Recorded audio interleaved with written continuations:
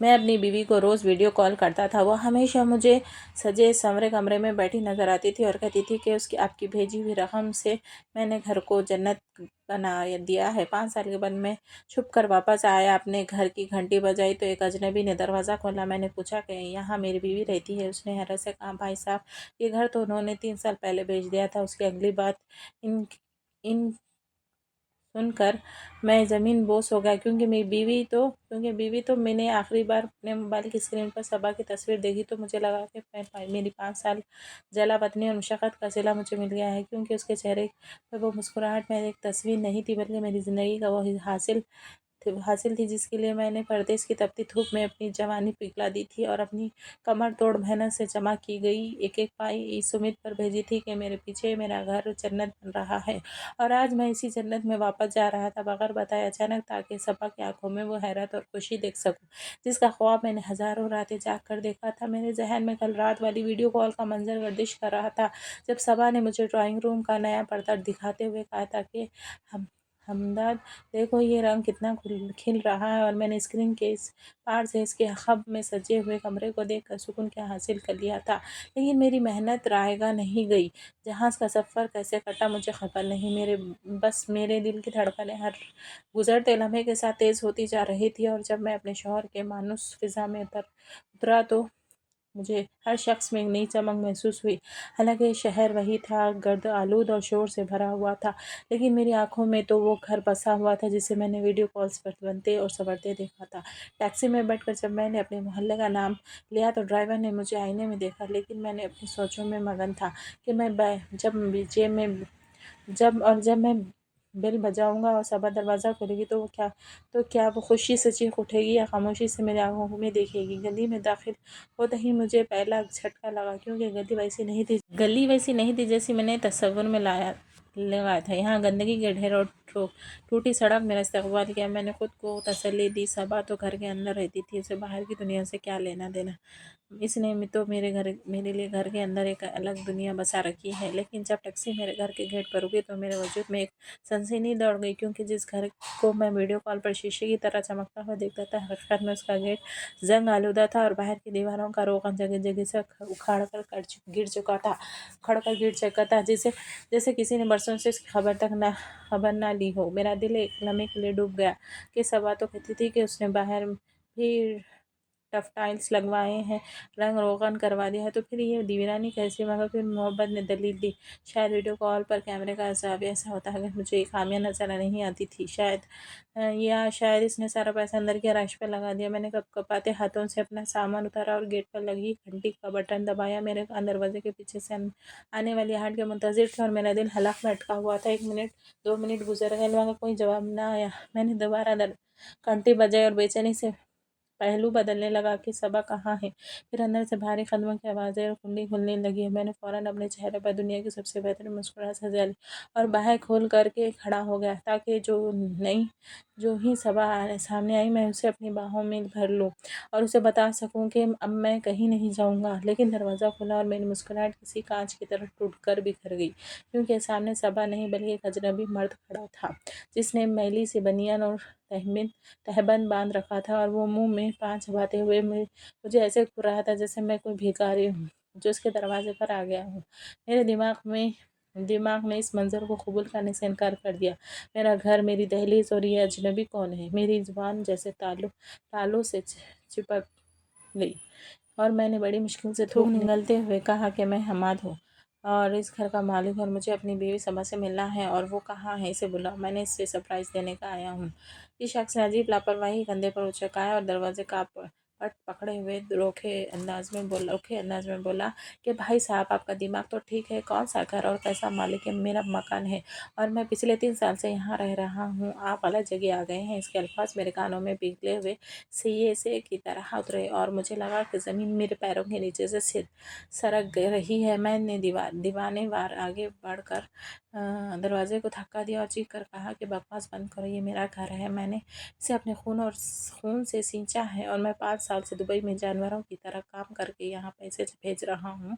मेरी बीवी सबा कहाँ रही, यहाँ सबा यहाँ रहती है। अभी कल रात मैंने इसे वीडियो कॉल पर बात की, वो यहीं इस कमरे में बैठी थी। तुम झूठ बोल रहे हो, हटो सामने से, मुझे अंदर जाने दो। सबा ज़रूर अंदर है, तुम कोई चोर हो या कब्ज़ा करने वाले हो, मैं पुलिस को अभी बुलाऊँगा। मेरी हालत गैर हो रही थी, मेरी सांस हो रही थी और आँखों के सामने अंधेरा छा रहा था कि ये शख्स क्या कर रहा है।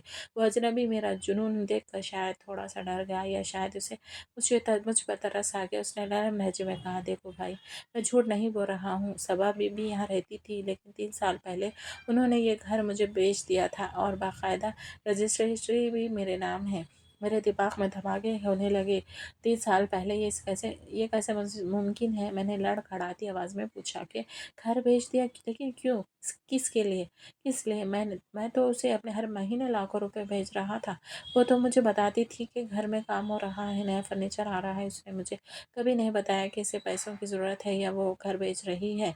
ये नामुमकिन है, वो मुझसे इतना बड़ा झूठ नहीं बोल सकती। इस शख्स ने अफ़सोस से सर हिलाया और कहा कि जब उन्होंने घर बेचा था तो वो बहुत रो रही थी। उन्होंने बताया कि उनके शौहर यानी आप परदेश में किसी बहुत बड़ी मुसीबत में फंस गए हैं। शायद आपको जेल हो गई थी या कोई एक्सीडेंट हुआ था और आपकी जान बचाने के लिए उन्हें फौरी तौर पर करोड़ों की ज़रूरत थी, इसलिए उन्होंने ये घर कबाड़ियों के दाम में मुझे बेच दिया और फिर यहाँ से चली गई। मैं ये सुनकर मेरा वजूद बर्फ़ बन गया। जैसे जेल, एक्सीडेंट, ये कौन सी कहानी थी? मैं तो वहाँ बिल्कुल ठीक था। मैं तो एक एक दिन गिन गिन कर काट रहा था कि यहाँ वापस आ सकूँ। मुझे तो कभी कांटा भी नहीं चुभा। तो फिर ये सबा ने ये झूठ क्यों बोला? अगर इसने घर बेच दिया था तो पिछले 3 सालों से मैं रोज़ रात को वीडियो कॉल पर किस घर को देखता था? वो सजा हुआ कमरा, वो नीले पर्दे और वो फानूस, वो सब क्या था? क्या वो सब धोखा था? क्या मैं 5 साल तक एक सैराब के पीछे भागता रहा? मेरी आँखों के सामने बेख्तियार आँसू बह रहे थे। मैं दहलीज पर बैठ गया जैसे किसी ने मेरी रीढ़ की हड्डी निकाल ली हो। मैंने इसी तरह अजनबी का दामन पकड़े और इल्तिजा की कि मुझे बता वो कहाँ है। अगर वो यहाँ नहीं है तो कहाँ गई है? मुझे इससे पूछना है कि उसने मेरे जज्बात का कत्ल क्यों किया? उसने मुझे अंधेरे में क्यों रखा? वो शख्स अंदर गया और एक पुरानी डायरी का फटा हुआ कागज़ लाकर मेरे हाथ में थमा दिया, जिस पर एक पता लिखा हुआ था। उसने कहा कि जाते वक्त वो ये पता दे गई थी, कोई ज़रूरी डाक आए तो यहाँ भेज देना। मैंने कांपते हुए हाथों से वो कागज़ पकड़ा तो मेरे पैरों तले ज़मीन ही ना रही। इस पर शहर के सबसे गलीज़ और बदनाम कच्ची आबादी मच्छर कॉलोनी का पता लिखा हुआ था। सबा और मच्छर कॉलोनी। वो सबा जो नफासत की आदी थी, वो जो वीडियो कॉल पर महंगे कपड़ों में मलबूस नज़र आती थी। वो कहती थी कि हमाद मैंने जहर को जन्नत बना दिया, वो इस जहन्नुम में कैसे रह सकती है? और अगर वो वहाँ है तो वो वीडियो कॉल पर मुझे महल कैसे दिखाती थी? सवालों के नाक मुझे डस रहे थे और मैंने अपना सूटकेस उठाया। जवाब मुझे अपनी लाश से भी भारी लग रहे थे और दीवानों की तरह सड़क पर भागा। मेरी रुख इस कच्ची आबादी की तरफ था। मेरा दिमाग फटने वाला था कि या तो सबा ने मेरे साथ सदी का सबसे बड़ा धोखा दिया है या फिर कोई ऐसी ख़ैमा टूटी है जिसकी खबर मुझे 5 साल तक नहीं होने दी गई। लेकिन हकीकत जो भी है वो इस कागज़ के पुर्जे में छुपी थी और मुझे उस तक पहुँचना था, चाहे मेरी जान ही क्यों ना निकल जाए। मैं इस अजनबी के घर से कैसे निकला, मुझे कुछ होश नहीं था। मेरे हाथ में दबा हुआ वो कागज़ पुर्जा जिस पर मच्छर कॉलोनी लिखा था मेरे वजूद को जला रहा था। मैंने बेख्याली में एक रिक्शा रोका और उसमें बैठ गया। रिक्शा जब शहर की सड़कों पर दौड़ रहा था तो मेरी नज़रों के सामने हाल नहीं बल्कि 5 साल पुराना वो माजी घूम रहा था, जब मैं नौकरी की तलाश में जूतियाँ चटकाया करता था। मुझे वो दिन याद है जब मेरा दुबई का वीज़ा तो लग गया था, लेकिन जहाज़ के टिकट के लिए मेरे पास फूटी कौड़ी नहीं थी। मैं घर आकर मायूसी से दीवार पर टेक लगाकर बैठ गया था, क्योंकि ये वीज़ा हमारी तकदीर पर बदलने का आखिरी मौका था। इस वक्त सबा मेरे पास आई तो वही सबा जिसने आज भी शक की निगाह से मैं देख रहा हूँ। उसने खामोशी से अपने कानों में लटकते हुए वो सोने के झुमके उतारे जो उसकी माँ की आखिरी निशानी थे, वो जिन्हें वो اپنی جان سے زیادہ عزیز رکھتی تھی۔ مجھے آج بھی یاد ہے جب اس نے وہ جھمکے میری ہتھیلی پر رکھے تھے تو اس کی آنکھوں میں آنسو تھے مگر ہونٹوں پر مسکراہٹ تھی۔ اس نے کہا تھا، ہماری دھات کے ٹکڑے ہمارے خوشیوں سے کیا زیادہ قیمتی نہیں ہیں، انہیں بیچ دے اور اپنے خوابوں کا پیچھا کرے۔ میں نے انکار کیا تو اس نے مجھے قسم دی اور کہا، مجھ سے جب تم کما لیں گے تو مجھے اس سے بھی بھارے جھمکے دلا دیجیے۔ اس کی قربانی کے آگے ہار گیا۔ میں اس کے ایئرپورٹ پر جاتے ہوئے اس کے ماتھے پر چوم کر وعدہ کیا تھا کہ صبا میں تمہیں رانی بنا کر رکھوں گا اور اس گھر کو جنت بنا دوں گا۔ آج 5 سال بعد میرے سوٹ کیس میں ہیرے کے جھمکے تھے، اکاؤنٹ میں کروڑوں روپے تھے، مگر وہ گھر بک چکا تھا اور صبا کے بارے میں ایسی خبر ملی تھی جس نے میری روح کو چھلنی کر دیا تھا۔ رکشہ شہر کے پوش علاقوں سے نکل کر اب تنگ بتاری گلیوں میں داخل ہو رہا تھا۔ میرے دماغ میں وسوسے سانپ بن کر لوٹ رہے تھے۔ اگر صبا مکار تھی تو اس نے وہ قربانی کیوں دی تھی، اور اگر وہ گھر مجبوری میں بیچا تھا تو مجھے خبر کیوں نہ کی؟ کیا وہ کسی اور کی ہو چکی ہے؟ کیا وہ تصاویر جو وہ مجھے بھیجتی تھی وہ سب جھوٹ تھی؟ یہ خیالات مجھے پاگل کر رہے تھے۔ آخرکار رکشہ مچھر کالونی کی کیچڑ میں رک گیا۔ یہاں کھلے گڑھوں کی سڑاند اور گھٹن نے میرا استقبال کیا۔ یہ وہ جگہ تھی جہاں سورج کی روشنی بھی مشکل پہنچتی تھی۔ کیا میری نفاست پسند صبا جسے خوشبوؤں سے عشق تھا یہاں رہتی ہے؟ میں نے دل پر پتھر رکھ کر گلی نمبر 4 تلاش کی اور اپنے مہنگے جوتے کیچڑ میں لتھڑاتے ہوئے آگے بڑھا، اور ہر قدم پر میرا دل کسی ہتھوڑے کی طرح سینے پر برس رہا تھا۔ مکان نمبر 12 کے سامنے پہنچ کر میں جم گیا۔ یہ ایک انتہائی خستہ حال مکان تھا جس کا دروازہ ٹوٹے ہوئے تختیوں سے بنا تھا، زنگ آلودہ اور زنجیر لٹک رہی تھی، مگر کنڈی کھلی تھی۔ کیا یہ وہ جگہ ہے جسے صبا نے میرا گھر بتایا تھا؟ کیا یہ وہ جنت ہے جس کے لیے میں 5 سال جلا؟ میں للستے ہاتھ سے دروازے کو چھوا۔ اندر سے کسی کے کھانسنے کی آواز آ رہی تھی، ایک خشک، مسلسل اور تکلیف وہ کھانسی جس میرا دل مٹھی میں آ گیا۔ کیا یہ صبا ہے؟ میں نے ایک گہری سانس لی اور کانپتی انگلیوں سے دروازے کو ہلکا سا ڈھکیلا۔ دروازہ چڑچڑاہٹ کے ساتھ کھلا اور سامنے جو منظر نظر آیا اس نے میرے پیروں کو زمین میں گاڑ دیا۔ سامنے ایک چھوٹا سا صحن تھا جس میں کیچڑ پڑا تھا۔ اس کے پار ایک اندھیرا کمرہ نظر آ رہا تھا جس کے دروازے پر ایک میلی سی چادر لٹک رہی تھی۔ وہی چادر ہوا سے ہل رہی تھی اور کھانسی کی آواز اب واضح تھی۔ میں نے اپنا سوٹ کیس وہیں چھوڑ دیا اور جیسے کوئی مقناطیس قوت مجھے پیچھے کھینچ رہی ہو، آہستہ آہستہ اس صحن میں داخل ہوا۔ میری نظریں اس کمرے کے ہلتے ہوئے پردے پر جمی تھیں۔ 5 سال کا سفر، کروڑوں کی کمائی اور بے پناہ محبت سمیٹ کر اس لمحے میں آ گئی تھی جب میں وہ پردہ ہٹا کر دیکھنے والا تھا کہ میری جنت حقیقت میں کیسی جہنم بن چکی ہے۔ صحن کی اس دلدل نما زمین پر کھڑے ہو کر جب میں نے اپنے لرزتے ہاتھوں سے کمرے کے دروازے پر لٹکا ہوا وہ میلا کچلا اور بدبودار ٹاٹ کا پردہ ہٹایا تو مجھے لگا کہ میں نے اپنی زندگی کا سب سے بھیانک باب کا وہ صفحہ پلٹ دیا ہے جسے پڑھنے کی تاب مجھ میں نہیں تھی، کیونکہ اندر گھپ اندھیرے میں جو منظر میرا منتظر تھا وہ میری برداشت کی حدوں سے کہیں باہر تھا۔ کمرے کی فضا میں ادویات اور بیماری کی ایک عجیب سی باورچی ہوئی تھی، اور چھت سے لٹکتے ہوئے ایک ٹمٹماتے بلب کی زرد روشنی میں ہر چیز ویران اور وحشت ناک لگ رہی تھی۔ سامنے ایک ٹوٹی ہوئی چارپائی پر کوئی موجود تھا۔ میرے دل پسلیوں سے باہر آنے کو تھا اور میری سانسیں میلے حلق میں کانٹوں کی طرح چبھ رہی تھی۔ جب میں آہستہ آہستہ اس وجود کے قریب آیا، وہاں ایک عورت لیٹی ہوئی تھی، نہیں بلکہ ہڈیوں کا ایک ڈھانچہ پڑا تھا جس میں زرد پڑتی ہوئی کھال منڈی ہوئی تھی۔ اس کے بال بکھرے ہوئے تھے اور آنکھیں اندر کو دھسی ہوئی تھیں جس کے گرد گہرے سیاہ حلقے تھے جو شاید کئی راتوں سے جاگنے اور مسلسل بہنے والے آنسوؤں کا پتہ دے رہی تھی۔ وہ مشکل سے سانس لے رہی تھی اور ہر سانس کے ساتھ اس کے سینے سے ایک ایسی خرخراہٹ کی آواز آ رہی تھی جیسے پھیپھڑے ختم ہو چکے ہیں۔ میں ساکت کھڑا اسے دیکھتا رہا، میرا وجود کرچی کرچی ہو کر بکھرنے لگا۔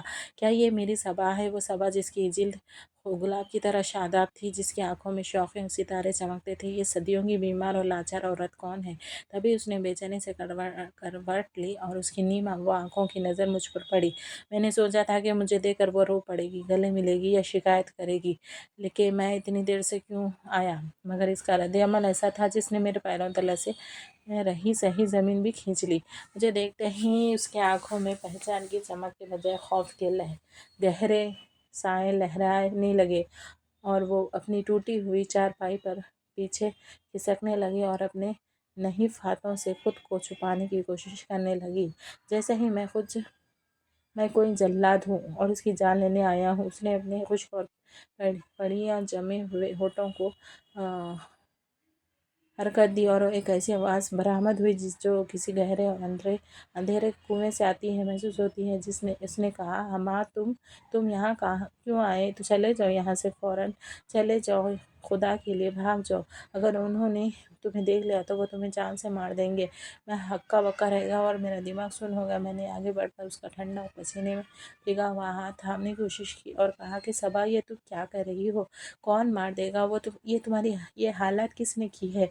मैं तुम्हारा शौहर हूँ, मैं तुम्हें लेने आया हूँ, मुझे बताओ कौन है जो तुम्हें डरा रहा है। लेकिन वो मेरा हाथ झटक कर पागलों की तरह चीखने लगी, "नहीं हमा, तुम्हें समझ नहीं आ रही है, तुम नहीं जानते ये जगह जहन्नुम है और वो शैतान है, और वो लोग ठीक 9 बजे आते हैं और अभी वक्त होने वाला है। खुदा के लिए मेरे हाल पर रहम करो और यहाँ से भाग जाओ, वरना वो मुझे मार देंगे और तुम्हें भी जिंदा नहीं छोड़ेंगे।" इसके लहजे में जो वहशत थी, जो मसनूई नहीं हो सक वो मसनूई नहीं हो सकती। उसका पूरा जिस्म सूखे पत्ते की तरह काँप रहा था। वो बार बार दरवाजे की तरफ देख रही थी, जैसे मौत वहाँ दस्तक देने वाली हो। मैंने इसके कमज़ोर कंधे पर पकड़ कर उसे झंझोड़ा और कहा कि मुझे बताओ तो सही, क्या माजरा है? कौन लोग हैं? मैं मर्द हूँ, मैं उनसे निमट लूँगा, मैं तुम्हें ऐसे छोड़ कर नहीं जाऊँगा। मैंने तुम्हें महफूज रखने का वादा किया था। सबा ने अपनी बेजान आंखों से मेरी तरफ देखा, जिनमें बेबसी का सैलाब उमड़ आया था, और उसने मन्नत भरे लहजे में कहा कि हमाद, अगर तुम मुझसे ज़रा से भी मोहब्बत करते हो तो अभी चले जाओ। मैं तुम्हें सब बता दूंगी, कसम खाती हूँ, मैं सब बता दूंगी, लेकिन अभी नहीं। कल सुबह आना, सूरज की रोशनी में वो यहाँ नहीं होते। अभी रात का वक्त है, उनका है। अगर तुम 1 मिनट भी रुके तो वो हम दोनों की लाशें मिलेंगी। बस 9 बजे मेरी कॉल ज़रूर उठाना। किसी अच्छी जगह पर जाओ, जल्दी करो। सबा की हालत और उसकी आंखों की वहशत देखकर मुझे यकीन हो गया कि मामला मेरी सोच से ज़्यादा संगीन और ख़तरनाक है। वो झूठ नहीं बोल रही थी, इसके अल्फाज में मौत का खौफ बोल रहा था। मैंने अपनी कलाई पर बांधी घड़ी देखी तो 8 बज रहे थे। मेरे पास बहस का वक्त नहीं था और ना ही मैं अंधेरे में नामालूम दुश्मन से लड़ सकता था। मैंने फैसला किया कि फ़िलहाल इसकी बात मान लेनी में बेहतरी है, ताकि मैं जान सकूं कि आखिर वो कौन सी बला है जो मेरी बीवी को खा रही है। मैंने इससे कहा, ठीक है, मैं जा रहा हूँ, लेकिन मैं कल सुबह होते ही आ जाऊँगा, तुम डरना मत। ये कहकर मैं उल्टे कदमों बाहर निकला। मेरे बाहर निकलते ही उसने सिसकते हुए सर तकिए पर रख दिया, जैसे इसके जिस्म से जान निकल गई हो। मैं कमरे से निकला। सहन अबू था उसके टूटे हुए दरवाजे से बाहर गली में आ गया, लेकिन मैं वहाँ से गया नहीं, क्योंकि मैं अपनी सबा को तनहा छोड़कर कैसे जा सकता था। गली के मोड़ पर जहाँ अंधेरा ज़्यादा था और कचरे के बड़े बड़े ड्रम रखे थे, मैं उसके पीछे छुप गया। मेरे दिल किसी अनजान की धक धक कर रहा था और मेरा पूरा जिस्म पसीने में शरबोर था। मच्छर मुझे काट रहे थे और गंदगी की शदीद बदबू से मेरा सर फट रहा था, लेकिन मेरी नज़रें अपने ही घर के उस टूटे हुए दरवाजे पर जमी थी, जिसे शिकारी अपने शिकार पर नजर रखता है। मैं देखना चाहता था कि वो कौन से वो लोग हैं जिनका खौफ सबा के रूह तक में सरायत कर चुका है।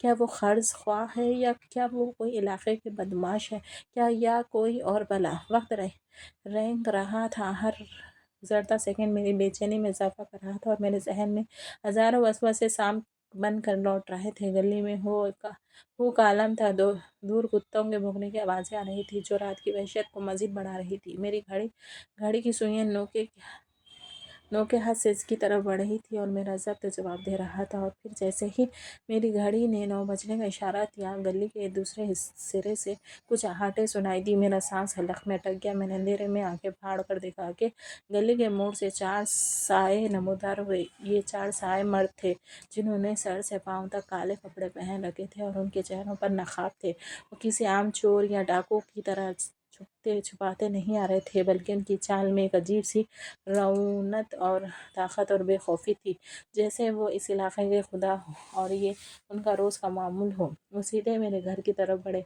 मेरा खून खौल रहा था। मेरा दिल चाह रहा था कि बाहर निकाल कर उनसे टकरा जाऊँ, उनकी नकाब नोच लूँ, लेकिन सबा की तंबियाँ मेरे कानों में गूंज रही थी कि वो मार देंगे। मैंने इसे अपने गुस्से के तूफ़ान को बमुश्किल दबाया, क्योंकि मुझे पहले ही हकीकत जाननी है। वो चारों बगैर दस्तक दिए, बगैर कोई बात कहे, बड़ी रूहानी और तकल्लुफ़ी से उस टूटे हुए दरवाजे पर ढकल कर अंदर चले गए, जैसे इनका अपना ज़ाती गोदाम हो। और उनके अंदर जाते ही दरवाज़ा दोबारा پھیر دیا گیا، لیکن کنڈی نہیں لگی۔ میرے جسم پر سنسنی دوڑ گئی۔ اب یہاں کبھی میں بلی کے پاؤں چلتا ہوا کچرے کے ڈھیر کے پیچھے سے نکلا اور دیوار کے ساتھ ساتھ چلتا ہوا دروازے تک پہنچا۔ اندر مکمل خاموشی تھی اور چپ باہر کے شور سے زیادہ خوفناک تھی۔ میں نے دروازے کے زرد میں سے آنکھ لگا کر اندر جھانکنے کی کوشش کی۔ صحن خالی تھا، وہ چاروں کمرے میں جاگ چکے تھے۔ کمرے کا دروازہ نموا تھا اور اس پر لٹکا ہوا پردہ تھوڑا سا ہٹا ہوا تھا، جس سے اندر کا منظر چھپی لکیر کی صورت میں نظر آ رہا تھا۔ میں نے اپنی سانس روکی اور اسے باریک سی چھری سے اندر دیکھا تو میرے 14 طبق روشن ہو گئے اور میرا دل ہل کر رہ گیا۔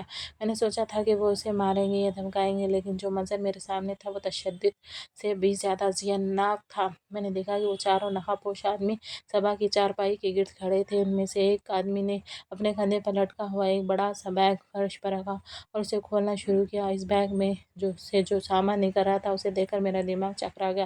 وہاں بڑے بڑے لائٹ سٹینڈز تھے، جدید قسم کے LED لائٹس تھی اور ایک پروفیشنل کیمرہ تھا۔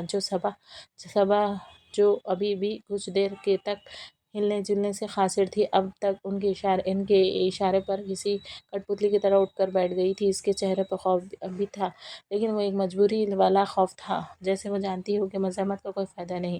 ایک آدمی نے پھرتی سے کمرے کے اس کونے کا رخ کیا جہاں وہ 3D وال پیپر لگا ہوا تھا، وہی وال پیپر جسے میں ویڈیو کال پر دیکھتا تھا۔ وہ سمجھتا تھا کہ میرا گھر جنت بن گیا۔ اس نے وہاں لائٹس فٹ کی اور جیسے ہی بٹن دبایا وہ ویران سیلن زدہ کونا اچانک چمکنے لگا اور موبائل کی اسکرین کے فریم جتنا حصہ کسی محل کا شاہانہ کمرہ لگنے لگا۔ یہ ایک فریب تھا، ایک سیٹ تھا جو روز رات کو لگایا جاتا تھا۔ میری دل مٹھی میں آ گیا تھا جب میں نے دیکھا کہ دوسرے نقاب پوش نے صبا کے سامنے میک اپ کا سامان کھول دیا۔ اس نے بڑی بے دردی سے صبا کا چہرہ اوپر کیا اور اس کی پیلی پڑتی ہوئی جلد پر میک اپ کی تہہ جمانا شروع کر دی تاکہ اس کی بیماری، اس کے آنسو اور اس کے کالے حلقے چھپ جائے۔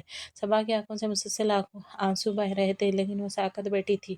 وہ آدمی ماہرانہ انداز میں اس کے بالوں کو سنوار رہا تھا، اس کے زیورات پہنا رہا تھا، وہی زیورات جو شاید نقلی تھے لیکن ویڈیو کال پر اصلی لگتے تھے۔ میں نے باہر کھڑا اپنی مٹھیوں میں اپنے ناخن گاڑ رہا تھا اور خون ٹپک رہا تھا۔ تو یہ ماجرا تھا، یہ لائیو شو تھا۔ یہ درندے روز رات کو آتے ہیں اور میری بیوی کو یزغام بنا کر اسے تیار کر کے اس غلیظ کھنڈر کو ایک کونے کی جنت بنا کر مجھ سے ویڈیو کال کرواتے تھے۔ لیکن کیوں؟ مقصد کیا تھا؟ یقیناً وہ پیسے تھے جو میں بھیجتا تھا، جو صبا کی وجہ اس کے پیٹ میں جا رہے تھے۔ صبا محض ایک ذریعہ تھی، ایک قیدی تھی جسے استعمال کیا جا رہا تھا۔ تیار ہونے کے بعد وہ صبا نہیں لگ رہی تھی جو ابھی ہی کچھ دیر پہلے بستر پر مرگ پر تھی۔ روشنیوں اور میک اپ نے اسے مصنوعی طور پر حسین بنا دیا تھا، لیکن اس کی آنکھوں کی ویرانی چھپ رہی تھی۔ پھر ایک تیسرے آدمی نے صبا کے ہاتھ میں وہی موبائل فون تھمایا جو وہ ہمیشہ استعمال کرتی تھی اور اسے سختی سے کچھ ہدایات دینے لگا۔ اس نے صبا کو کندھے پر دباؤ ڈال کر اسے سیدھا بیٹھنے کا اشارہ کیا اور اپنی بھاری آواز میں کہا کہ خبردار، اگر آواز میں ذرا سی بھی کھڑکھڑاہٹ ہوئی یا چہرے پر مسکراہٹ کم ہوئی تو یاد رکھنا اس بار ہم صرف دھمکی نہیں دے رہے ہیں بلکہ وہ کر گزریں گے جس سے تمہاری روح کانپ جائے۔ صبا نے تڑپ کر اس کے پاؤں پکڑ لیے اور گڑ گڑا کر بولی کہ نہیں، میں سب ویسے ہی کروں گی جیسا تم کہو گے۔ میں ہنسوں گی، میں خوش ہونے کا ناٹک کروں گی، بس اسے کچھ مت بتانا، اسے مت مارنا۔ یہ سنتے ہی میرے آنکھوں کے سامنے اندھیرا چھانے لگا۔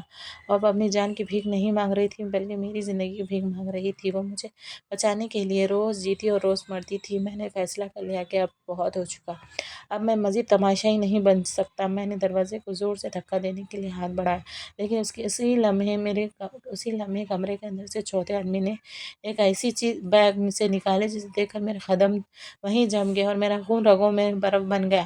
یہ کوئی ہتھیار نہیں تھا بلکہ ایک ڈیوائس نکالی جو USB کی طرح تھی، جسے اس نے ہوا میں لہراتا اور ہنستے ہوئے کہا، فکر مت کرو، جب تک تمہارا بے خود شوہر نوٹ چھاپ رہا ہے اور یہ چیز ہمارے پاس ہے، تم ہمارا حکم مانتی رہو۔ اب کال ملاؤ اور اسے بتاؤ کہ تم بہت خوش ہو۔ میرا دماغ بھی بھگ سے اڑ گیا اور اس UPSC میں کیا تھا اور یہ ہنسی لہجے سب کچھ کیا بتانا چاہ رہے تھے؟ خوفناک شک میرے دل میں ابھرا، جس نے میرے پورے وجود کو جھنجھوڑا۔ سچائی کے بالکل قریب تھا میں، لیکن وہ سچائی اتنی بھیانک تھی کہ میرا دل چاہا کہ میں اندھیرا اور باہر اندھا اور بہرا ہو جاؤں۔ میں دروازے کے دراز سے سب کچھ دیکھ رہا تھا۔ میری جیب میں موجودہ موبائل مسلسل تھرتھرا رہا تھا، کیونکہ اندر سے صبا مجھے کال کر رہی تھی۔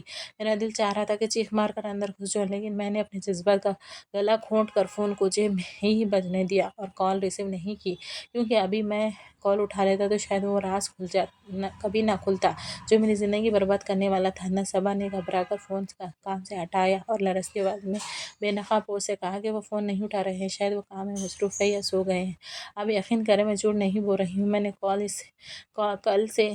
میں کل ان سے بات کر لوں گی، قسم کھاتی ہوں کل ہی ان سے 10 لاکھ روپے منگوا لوں گی، بس آج مجھے جانے دیں، میری طبیعت بہت خراب ہے۔ صبا کی بات ابھی مکمل بھی نہیں ہوئی تھی کہ اس شخص نے آگے بڑھ کر پوری قوت سے صبا کے منہ پر ایک زوردار تھپڑ رسید کیا، جس سے صبا کی سیٹ کٹی ہوئی پتنگ کی طرح چارپائی پر جا گری اور اس کے منہ سے خون رسنے لگا۔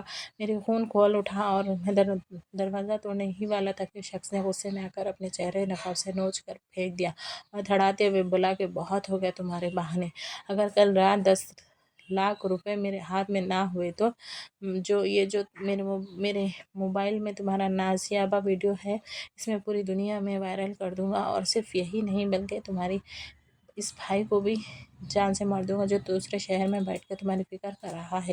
جیسے ہی اس کے چہرے پر سے نقاب ہٹا، مجھے لگا کہ میرے سینے میں کسی نے خنجر اتار دیا۔ میری آنکھوں کے سامنے اندھیرا چھا گیا اور دنیا گھومنے لگی۔ وہ چہرہ کسی اجنبی کا نہیں تھا، وہ چہرہ کسی دشمن کا نہیں تھا، وہ تو اکمل تھا، میرا اپنا سگا چھوٹا بھائی، وہ بھائی جسے میں نے گود میں کھلایا تھا، جس کی ہر خواہش میں نے باپ کی بن کر پوری کی تھی، جس کا پڑھائی کا خرچہ اٹھانے کے لیے میں نے اپنی نیندیں قربان کی تھی۔ آج وہی اکمل میری بیوی کا مجرم تھا، وہی میری بربادی کا ذمہ دار تھا۔ مجھے بچپن سے معلوم تھا کہ وہ آوارہ ہے اور مجھ سے حسد کرتا ہے، لیکن حسد اس حد تک جا سکتا ہے کہ وہ میری عزت کو نیلام کر دے اور میری بیوی کی زندگی جہنم بنا دے، یہ میں نے کبھی سوچا نہیں تھا۔ اکمل نے صبا کے بالوں کو جھٹکا دیا اور اپنے ساتھیوں سے کہا کہ سامان سمیٹ کر چلو، کل رات 9 بجے پھر ہم آئیں گے، اور اگر کل پیسے نہ ملے تو اس ویڈیو کو انٹرنیٹ پر چڑھنے میں 1 سیکنڈ بھی نہیں لگے گا۔ وہ چاروں اپنا سامان، لائٹس اور کیمرہ بیگ میں بھر کر وہاں سے ایسے نکلے جیسے کوئی فتح لشکر ہو۔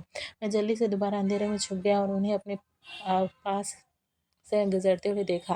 اکمل ہنس رہا تھا اور کہہ رہا تھا کہ بڑا بھائی تو دبئی میں گدھوں کی طرح کام رہا ہے اور یہاں بادشاہی ہماری ہے۔ ان کے جانے کے بعد گلی میں پھر سے وہی خوفناک سکوت چھا گیا۔ میں کچھ دیر وہیں بت بنا کھڑا رہا، میرے دماغ میں اکمل کی ہنسی اور صبا کی چیخیں گونج رہی تھی۔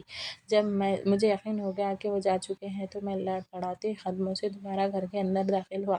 صبا چارپائی پر اوندھے منہ بڑی سسکیاں لے رہی تھی اور اپنا خون آلودہ چہرہ چھپانے کی کوشش کر رہی تھی۔ اس نے میرے قدموں کی آہٹ سنی تو بری طرح ڈر گئی۔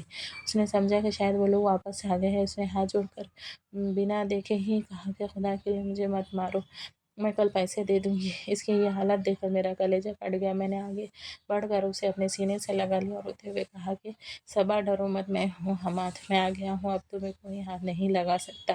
میری آواز سن کر وہ چونکے اور پھر مجھے دیکھ کر اسے یقین نہیں آیا۔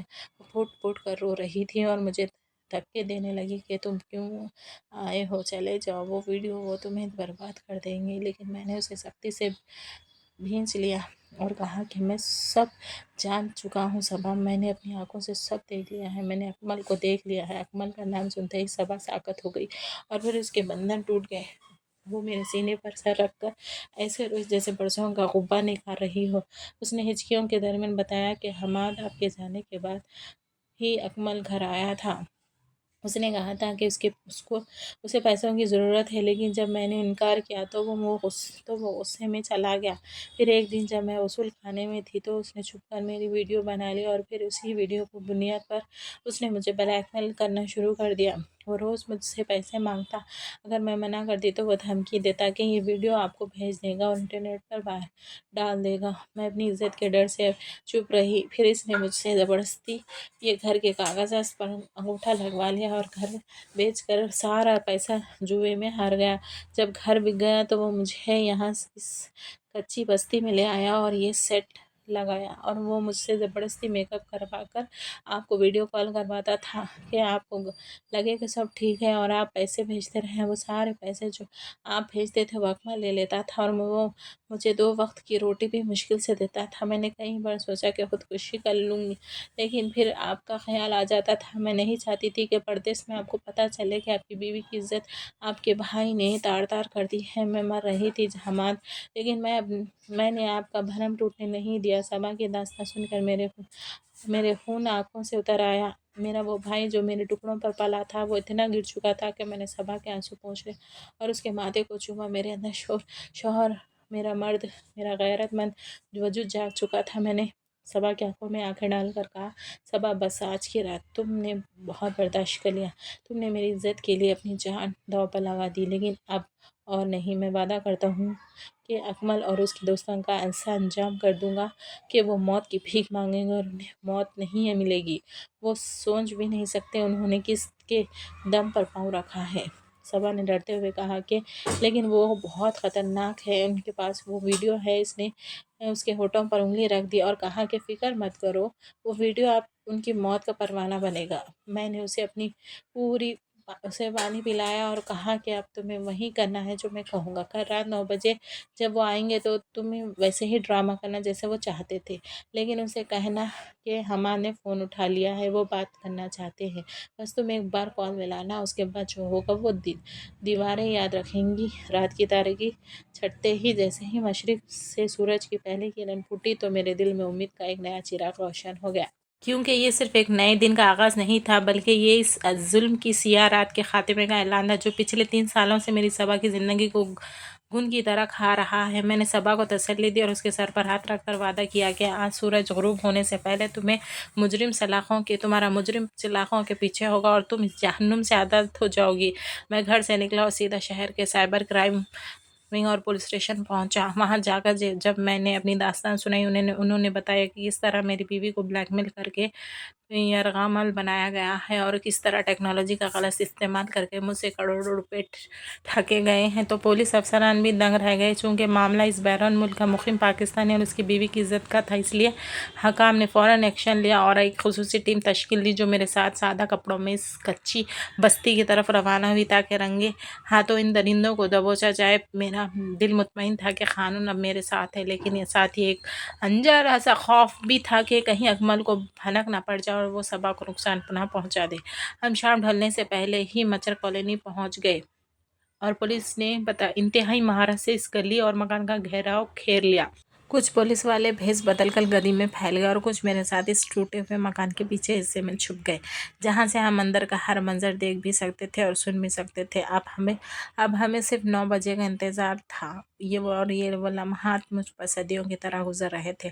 اندر صبا اکیلی تھی اور مجھے اس کی بہت فکر تھی، لیکن یہ رسک لینا ضروری تھا۔ آخرکار گھڑی کی سوئیوں نے 9 کا ہندسہ عبور کیا اور گلی میں وہی منحوس آہٹیں سنائی دی۔ اکمل اور اس کے 3 ساتھی حسب معمول اسی رعونت اور بے خوفی کے ساتھ اندر داخل ہوئے۔ آج اکمل بہت خوش نظر آ رہا تھا کیونکہ اسے امید تھی کہ آج 10 سے 10 لاکھ روپے ملنے والے ہیں۔ اس نے اندر آتے ہی صبا کو آواز دی اور کہا کہ بھابھی تیار ہو جاؤ اور جلدی سے ایک کال ملاؤ، آج میرا موڈ بہت اچھا ہے، اس لیے اگر تم نے ڈرامہ کیا تو شاید میں تمہیں انعام بھی دوں۔ صبا نے کانپتے ہاتھوں سے فون اٹھایا۔ اس کا چہرہ زرد تھا، لیکن اسے معلوم تھا کہ میں قریب ہی موجود ہوں۔ اس نے اکمل کے کہنے پر ویڈیو کال لگائی اور میرا نمبر ڈائل کیا۔ ادھر میرے فون کی گھنٹی بجی تو اکمل کی آنکھوں میں لالچ کی چمک آ گئی۔ اس نے صبا کو اشارہ کیا کہ اسپیکر آن کرو۔ میں نے کال اٹھائی نہیں بلکہ کاٹ دی۔ اکمل غصے سے چیخا کہ دوبارہ ملاؤ۔ صبا نے دوبارہ ملائی اور عین وقت اس لمحے جب موبائل کی گھنٹی بج رہی تھی میں اپنے چھپنے کی جگہ سے نکلا اور سامنے والے دروازے سے اندر داخل ہوا۔ میرے ہاتھ میں وہ میرا فون بج رہا تھا۔ اکمل اور اس کے ساتھیوں نے مجھے اچانک سامنے دیکھا تو ان کے چہروں پر ہوائیاں اڑنے لگیں۔ اکمل کا منہ کھلا کا کھلا رہ گیا، جیسے اس نے کوئی بھوت دیکھ لیا ہو۔ اس کے وہم و گمان میں بھی نہیں تھا کہ جس بھائی کو وہ سات سمندر پار سمجھ رہا تھا وہ اس کے سر پر موت بن کر کھڑا ہے۔ اس نے ہکلاتے ہوئے کہا، حماد بھائی آپ یہاں کیسے؟ میں نے اس کی آنکھوں میں آنکھیں ڈال کر کہا، ہاں اکمل میں آ گیا ہوں اپنی وہ جنت دیکھنے جو تم نے میرے لیے سجائی تھی اور اس جہنم کو مٹانے جو تم نے میری بیوی کے لیے بنائی تھی۔ ابھی اکمل کچھ کہنے والا ہی تھا کہ میرے اشارے پر پولیس والے چاروں طرف سے دیواریں پھاند کر اور دروازہ توڑ کر اندر گھس آئے۔ اکمل کے ساتھیوں نے بھاگنے کی کوشش کی لیکن پولیس نے انہیں دبوچ لیا اور زمین پر لٹا کر ہتھ کڑیاں پہنا دی۔ اکمل اپنی جگہ بت بنا کھڑا تھا، اس کی ساری شیخی اور غرور خاک میں مل چکا تھا۔ سائبر کرائم کے افسر نے آگے بڑھ کر اکمل کے ہاتھ سے وہ موبائل اور بیگ چھین لیا جس میں صبا کی ویڈیوز اور وہ فائل موجود تھی۔ میں نے آگے بڑھ کر اکمل کے منہ پر ایک زوردار تھپڑ اسید کیا جس کی گونج پورے صحن میں سنائی دی اور کہا کہ تم میرے بھائی نہیں ہو، تم ایک ناسور ہو، تم نے صرف میری دولت کے لیے میری پیٹھ میں خنجر گھونپا اور اس عورت کی زندگی برباد کی جس نے تمہاری ماں بن کر خدمت کی تھی۔ اکمل نظریں جھکائے کھڑا تھا، اب اس کے پاس بولنے کے لیے کچھ نہیں تھا۔